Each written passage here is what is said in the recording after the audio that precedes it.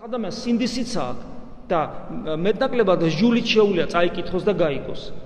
და საკმაოდ განათლებულია დღევანდელი თანამედროვე ადამიანი, განსხვავებით თქვა შუა საუკუნეებისა, კითხვა იცის, მამებსაც კითხულობს, ასკეტ მამებსაც კითხულობს, კატეხიზმოსაც კითხულობს, ღვთისმეტყველებასაც კითხულობს, ცოდვა რა არის იცის, წესი და კანონი და ჟული როგორ აღასრულოს, ესეც იცის და სინდისია კიდე და კიდე რწმენა აქვს და შენთან მოდის კიდე, სიმდაბლეც აქვს გარკვეული დოზით, იმიტომ რომ შენთან მოდის და ამ ყველაფერს ახსარებაში გეუნება.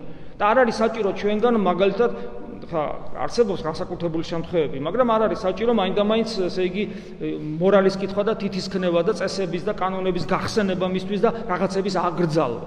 ჩვენი დანიშნულება სხვა რამეა და პავლე მოციქული გალატელთა მიმართ ეპისტოლეში მეოთხე თავში ძალიან კარგად ამბობს, რა არის ჩვენი საკეთებელი. შვილნო ჩემნო, რომელთათვისაც კვლავ მშობიარობის სალმობით მელმის, ვიდრე თქვენში გამოისახებოდეს ქრისტე. ანუ ჩემი როგორც სასულიერო პირის, როცა ჩემთან ადამიანი შემოდის, მიზანია რომ ამ ადამიანში ქრისტე დაიბადოს და ეს ძალიან მტკივნეული პროცესი.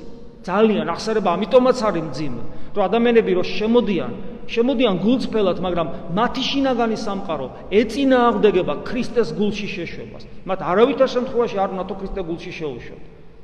და ადამიანი ყველანაირად ცდილობს დაუძვრეს აი ამ ესე იგი იმ თევს, რომელიც გადმოგდებულია ეკლესიის მიერ, რომ მოინადიროს ეკლესიამ კიდევ ერთი სული. ყველანაირად ცდილობს. და მოძღვრის დანიშნულებაა, რომ ყველაფერი გააკეთოს იმისათვის, რომ ადამიანმა გული გახსნას ქრისტესათვის. და ფაქტობრივად, როცა მოძღვარი ამას ცდილობს, მოძღვარი ამ შემთხვევაში ებრძვის მთელ დაცემულ ბუნებას და დემონურ სამყაროს, რომელიც ამ ადამიანის გაქრისტიანებას ბოლომდე ნომინალურად გაქრისტიანებული აღსარებელი მაზერებელია, მაგრამ ბოლომდე რო გული გახსნას, მთელი დემონური სამყარო და ამასოფლის სული იწყებს ბრძოლას ამ ადამიანისა და ამ მოძღვრის წინააღმდეგ. რომ როგორმე ეს არ მოხდეს.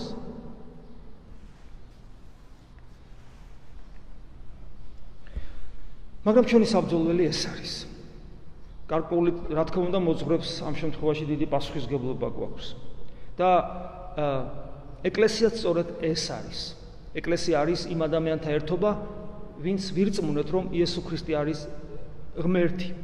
ეს რწმენა არის უაღრესად გასაფრთხილებელი და ჩვენ ვართ ძალიან ბედნიერნი იმის გამო, რომ ჩვენ ეს რწმენა გვაქვს. ჩვენ სულ უნდა ვხარობდეთ. პავლე მოციქული როცა ამბობს, რომ არადის გიხარობდნენ, ესე უბრალოდ ცარიელი მოწოდება ხო არ არის? რა სიხარულია ეს? ეს ის სიხარულია, რომ შენ მიხვდი, მიგახვედრა, მაგრამ შენ მიიღე ეს მიხვედრება ღმერთისაგან მოცემული, რომ იესო ქრისტე ღმერთია, შენ მას მისი ორგანული ნაწილი ხარ, მაზიერებელი ადამიანი, შენ მას მოუწოდებ მოუკლებლად, დიახაც მოუკლებლად ილოცვიდეთ, როცა მამები პირდაპირ ამბობენ, რომ ეს სიტყვები არ ეკუთვნის მონაზვნებს, ხოლო ეს ყველა ქრისტიანს ეკუთვნის. რატომ ეკუთვნის ყველა ქრისტიანს? იმიტომ რომ როგორც კი მიხვდები, რომ იესო ქრისტე არის ღმერთი, როგორ შეიძლება რომ შენ ის დაივიწყო?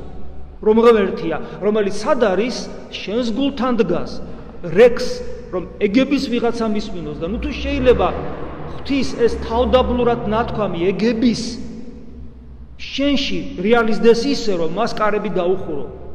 მაშინ რას ნიშნავს ჩვენი ქრისტიანობა და ადამიანობა? რისთვის დავიბადენით საერთოდ და თუ მას მისთვის გულის გახსნას ცდილობ, ეს ხომ აბსოლუტურად ლოგიკურია უკვე, როცა ქრისტიანი ხარ. ქრისტიანობამდე არ არის ლოგიკური. სისულელია ეს, როგორც პავლე მოციქული ამბობს, მაგრამ როგორც კი ქრისტიანი ხდები, მაშინ უკვე ლოგიკურია და თუ ლოგიკურია, მაშინ მოუკლებელი ლოცვა, რომელიც გონიერი ლოცვით ისწავლება და იესოს ლოცვით. და ევქარისტიული ცხოვრება, რომელიც უფლის საოცრად თბილი და ტკივილნარევი სიტყვების ჩვენ ცხოვრებაში რეალიზება, რომელიც გეუბნება, რომ ჩემს მოსახსენებლად ეს ყოველთვის გააკეთეთო. ეს რომ ცხოვრების წესი უნდა იყოს ქრისტიანისათვის და რომ ეკლესია ეს არის და სხვა არაფერი, სხვა ყველაფერი დანამატია. მე რომ მაგალითად მღვდელი ვარ და აგუდგავარ, ეს დანამატია ყოველივე ამის. ერთ-ერთი საიდუმლოება, მაგრამ ეს დანამატია მთავარი ქრისტია და მასთან ერთობა და ეს ისწავლება ეკლესიაში. მას მერე რაც ჩვენ ქრისტიანები ვართ, ეს ძალიან ადვილი გასაგები უნდა იყოს და უკვე ჩვენ სხვანაირი ლოგიკით ვფიქრობ და ჩვენი ლოგიკა სხვანაირად მუშაობს. ლოგიკა ის აპარატია, რომელიც ჩვენ ღირებულებებს ამყარებს, ჩვენთვის გასაგებად გადმოგცემს და ჩვენი ღირებულება ხომ იესო ქრისტე. გაუფრთხილდეთ ამ რწმენას. ვიზრუნოთ იმისათვის, რომ ეს რწმენა არ დავკარგოთ. ქონდეს მოუკლებელი ხსენება ჩვენი ტკბილი იესუსი, რომლისადმი რწმენა ნიშნავს მამისადმი და სულის წმინდისადმი რწმენას.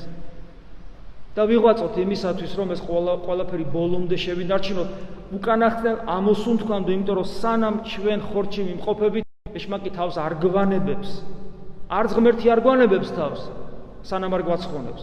და არც ეშმაკი არ გვანებებს თავს, სანამ არ წარწყმეთს. ეშმაკი მოძალადია და მაცდურია, ხოლო ღმერთი ფაქიზია და ჩვენს თავისუფლებას პატივს მიაგებს. და ჩვენ უნდა ვიბრძოლოთ, რომ ფაქიზი ღმერთის გულის ფაქიზი ღმერთის ჩვენს გულზე კაკუნი გავიგონოთ და მოუკლებლად მასთან ყოფნის სურვილით და რეალიზებით წმინდა ზიარებაში ვიყოთ მასთან, რეალურად ვიყოთ მასთან, რომ ჩვენი რწმენა კიდევ მეტად და მეტად გაძლიერდეს.